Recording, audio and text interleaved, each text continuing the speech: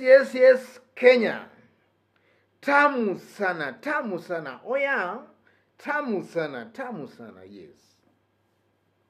Yesterday, Taifa Leo magazine had a very interesting headline. They captured a very big picture of a smiling William Ruto, and then they gave it a headline. Mjanja wa kudandia. Yes, mjanja wa kudandia. That was Taifa Leo magazine yesterday. And then some few days ago, upon the High Court 5-judge bench declaring BBI unconstitutional, Taifa Leo also had a very interesting headline, and they branded BBI as haramu, madarau, something like that. So yesterday, it was Ruto's time, and they captured a very big smiling William Ruto, and then they gave it a headline, Mjanja wa kudandia. And some few months ago, ladies and gentlemen, Taifa Leo also had a very big picture of William Ruto, and then they gave it a headline, Water Mellon mpya. So yesterday's publication, or rather yesterday's story, if you read through the publication yesterday, it was just trying to imply that William Ruto has no stand on anything. Or William Ruto is just our new watermelon. So that's our discussion today, right now.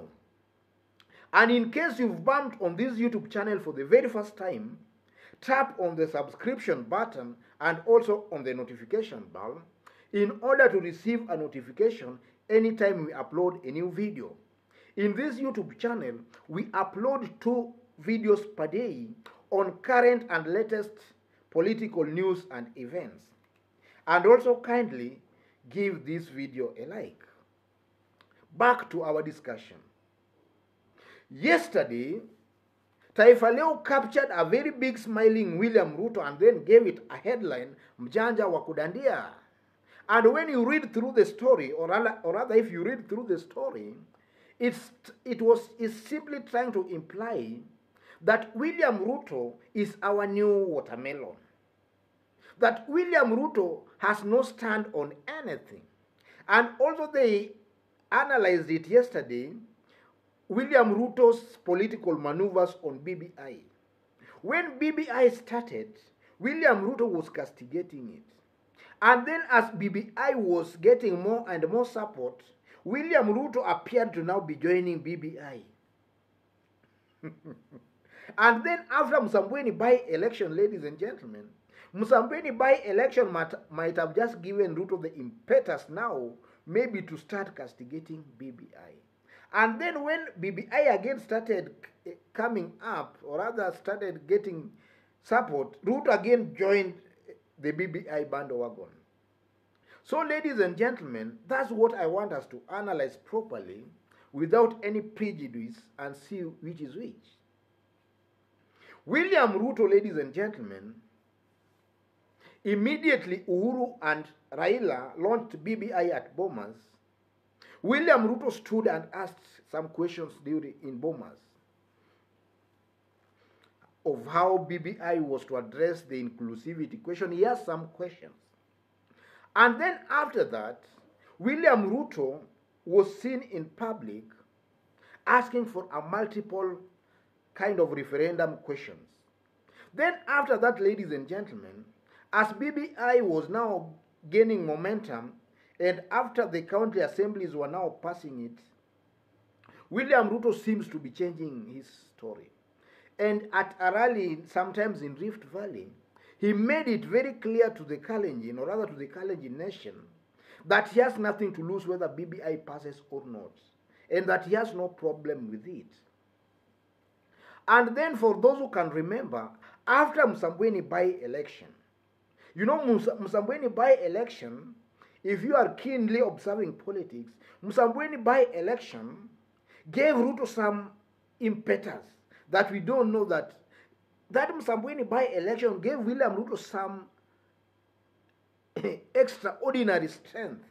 Because we know in Msambweni, the government, or rather it was perceived that the handshake side, or rather the government side together with Raila Amolo Odinga, were given a humiliating defeat in Msambweni. And from Msambweni, it seems to appear that the government side was not very strong on the ground. So Ruto took that credit and started castigating BBI. It was after that time, ladies and gentlemen, that he was even asking Kenyans some questions. That if government cannot disburse 15% to the county governments, how will they disburse 35%? That was the question William Ruto was asking Kenyans. And it was after Msambweni by-election. And then also there was to be this Nairobi gubernatorial by-election. And so he was really using that that support from Msambweni maybe to now campaign for Margaret Wanjiru in Nairobi. So it seems that to appear that William Ruto doesn't have a clear stand on issues. And it's not only that, ladies and gentlemen. There was a by-election some times back in Embakasi South. Mawathe of Wiper was squaring it out with Sumra of ODM. And after Mawathe won, William Ruto took credit for Mawathe's win. Instead of Wiper celebrating, it was William Ruto and his supporters who were celebrating.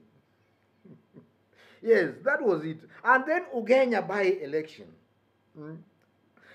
Ugenya, David Ochieng made it very clear during the campaigns that he cannot support and he cannot work with one William Ruto. After David Ochieng won the seat, William Ruto was there celebrating. And then there was a by-election in Migori County for the senatorial seat. Ochilo Ayago was squaring it out with a guy there. I think somebody Okech. Then after Ochilo Ayago won and Okech managed some about 60,000 votes, William Ruto took the 60,000 votes to be his because it was rumored that it was linked to that candidate. So he took that was his vote. So this is the kind of, or rather the brand of politics William Ruto is seemingly appearing to be playing that kind of politics. And we'll call it as it is, ladies and gentlemen, without any prejudice to one William Ruto. That kind of politics, or that brand of politics, is a deceitful kind of politics. It's not a politics of honesty. And as a top leader in that level, William Ruto should play what we call politics of integrity.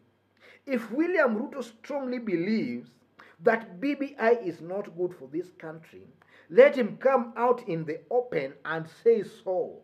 And let him campaign against that document. So that should Kenyans reject that document, we can now give him credit and Kenyans that he stood for it and campaigned against it. If he believes it's a good document, let him come out in the open and campaign for it. So that should Kenyans adopt the document, we shall know that William Ruto supported the document and adopted it together with majority of Kenyans. But this thing of standing in between, trying to wait and see, this thing we call Water Mellon tendency, let William Ruto come out of that kind of politics. As smart politician, you must have a stand.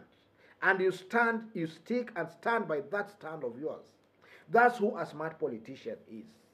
And that's the only kind of a politician who can bring meaningful changes to the people he leads.